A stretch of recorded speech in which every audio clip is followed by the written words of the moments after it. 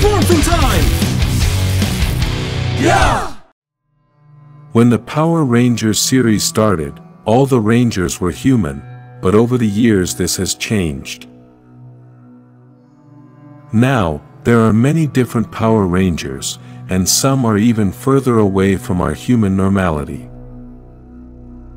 Let's not talk about the villains or the mentors, since we know that almost all of them are beings from other worlds. In this video, I only want to mention the Power Rangers that appear in the TV series, since in the comics it is something very different because they can draw anything. We can start by saying that normally humans give orders to dogs, but in Power Rangers SPD there is a dog that gives orders to humans. Commander Kruger, which is a human-shaped dog that comes from planet Sirius. All the inhabitants of this planet are like Kruger, with a skin full of scales like snakes and some differences. Males have longer ears and their skin color can vary between blue, purple or red regardless of gender. Some of these inhabitants may have dreadlocked hair like the commander's wife had. Although Kruger speaks like a human, when angry he can make noises like a dog. The inhabitants of planet Sirius were the founders of SPD. Unfortunately, their planet was destroyed by Emperor Grum. Kruger and his wife are the only known survivors so far in the TV series. Although Kruger is the mentor of SPD, he also becomes a Power Ranger, and that's why I mentioned him in this video. In this same season of SPD we can see that all the Rangers are very different, and we can mention the whole team, including Cat Manx, who comes from a race with feline characteristics like the cats of the earth. The weirdest thing is that we can see that a dog and a cat have fought together as Power Rangers. Still, for me the weirdest one is still the Omega Ranger, since he doesn't even have a real body.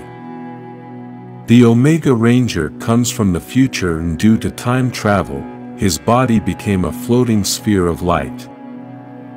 When the Omega Ranger morphs, so he has a body, but he must stay with the transformation. Like the entire SPD team, B Squadron, the Omega Ranger named Sam also has powers. These powers come from experiments Cat Manx was doing on the parents of all these Rangers. Continuing with the list, we can mention two brothers who are very different from the other Power Rangers. Andrus and Astronema, who come from planet KO-35, and both were Rangers in Power Rangers in Space. The weird thing about all this is Astronema's story, as she was a villain, but also became a Power Ranger. When she was little, a villain named Darkonda took her somewhere else, and Ecliptor raised her. Because of this, she only learned bad things and became one of the worst villains in the franchise. Astronema was Dark Spectre's lieutenant. Basically she was inside the organization of the worst villains in all of space. Even so, when her brother realized that she was his sister, he did everything he could to get her out of that mess. One of the things Andrus did was to turn her into a Power Ranger, but this only worked for a very short time. Then when Andrus destroyed Zordon, the energy that came out purified Astronema and turned her into a good person.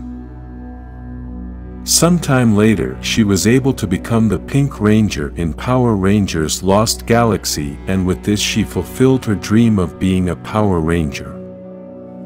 It's amazing to see how such a cruel villain could become a Ranger. Imagine Divatox becoming a Ranger after all this time. Astronema was also seen in the legendary battle fighting with many Ranger teams. In this video we can also mention the alien rangers, as they were inhabitants of another planet very different from Earth. The alien rangers came to Earth to save the Power Rangers team as they were in danger. Physically, they have some differences from humans, especially their face and head. Another difference is that they need to be very hydrated in order to live, since they live underwater on their home planet. Something very rare about these rangers is that they did not use morphers to transform, they only did it with their inner power. One of the stories I like the most is that of Cole Evans, the Red Ranger from Power Rangers Wild Force. His parents were in search of a place called Animarium, which is a floating island that later becomes the base of the Wild Force Power Rangers. In this trip, they took their son Cole with them, and they were also accompanied by a friend named Dr. Victor. This trip was in the Amazon, and they found some seeds that were part of the original Master Org. Victor ate these seeds and became the new Master Org. Cole's mother knew they were in danger, so she hid her son, and then Master Org wiped out Cole's parents. Master Org never found Cole, but a tribe of local natives were able to find him. After growing up with the tribe, Cole had many skills that made him an excellent candidate to be a Power Ranger. The tribe returns to Cole what his mother left him before hiding him, a picture of his parents and the Red Lion crystal. Cole then goes to the city to find his way in life, and there he meets the Power Rangers and becomes the leader of this team. Because he was raised by a tribe far from the city, he had a bit of a hard time adjusting to society, and some thought he was a fool. He also had problems with the former leader of that Wild Force Power Rangers team, as they both wanted to be the leader. Cole appeared in the legendary battle and in the Forever Red episode, being the main ranger of this episode as he was part of the Wild Force season. Leave in the comments what other rare rangers appear in the series and which of these is your favorite. If you like different rangers, like this video and subscribe to this channel for more Power Rangers weirdness.